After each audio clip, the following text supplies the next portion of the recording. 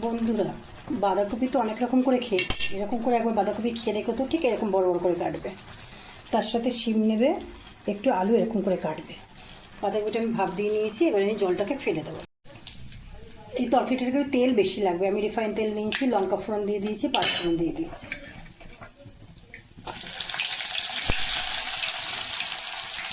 পেঁয়াজটা দিয়ে দিচ্ছি। এতে নুন মাখিয়ে রেখেছি, কিন্তু হলুদ দিইনি। পেঁয়াজটা এরকম থাকতে থাকতে আমি দিয়ে দেবো।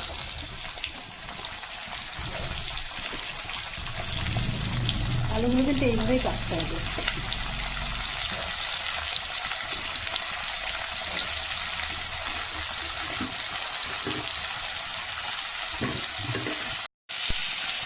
এটা এইভাবে ভাজা ভাজা হয়। শিমের জলটাকেও দিয়ে দেবো সাথে দেবো। আমার শিমটা আর আলুটা এরকম থাকতে থাকতে পেঁয়াজ দেখো ভাজা হয়ে গেছে।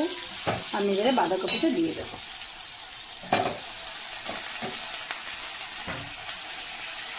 আমি কিন্তু এখনো হলুদ দিইনি, একটু কাঁচা লঙ্কা দিয়ে দিয়েছি আর শুকনো লঙ্কা ফোড়ন দিয়েছি। এতে কিন্তু কিছুই মশলা যাবে না। আমি উল্টে ঠিকঠাক করে নিই। আমি চিনি আর হলুদ দিয়ে নিয়েছি। এবার আস্তে আস্তে এটাকে ভাজা ভাজা করব।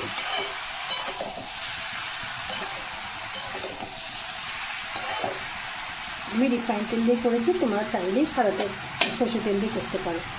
এবারে ঢাকা দিয়ে রাখবো। এটা কিন্তু একটু জোরে আঁচ দিয়েই করতে হবে, একটু পোড়া পোড়া গন্ধ বেরোবে, বেশ খেতে খুব সুন্দর লাগবে। রুটি বা ডালের পাতে সবই খেতে ভালো লাগবে। আর একটু মিষ্টি মিষ্টি হবে। আমি কিন্তু কোনো টমেটো দিইনি, কিচ্ছু না, কিন্তু একটু পোড়া পোড়া লাগবে, ভালো লাগবে, গন্ধটা খুব সুন্দর লাগবে। একটু ধনে পাতা না দিলে ভালো লাগবে না, একটু ধনে পাতা আমি দেবই, তোমরা না দিলেও পারো। কিন্তু দেখো খুব সুন্দর হয়ে গেছে। এই জিনিসটা কিন্তু পুরো হয়ে গেছে। আমি কিন্তু কোনো জিরে গুঁড়ো ধনে গুঁড়ো কিচ্ছু দিইনি, শুধু রুটি দিয়ে করে খেয়ে দেবো। আর ডালের পাতে মুসুরি ডাল করে পাতলা করে এই ভাজাটা দিয়ে খাবে। আমার তরকারিটা হয়ে গেছে।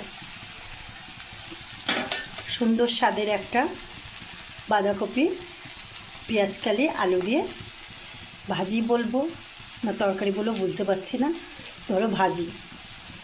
রাখলাম।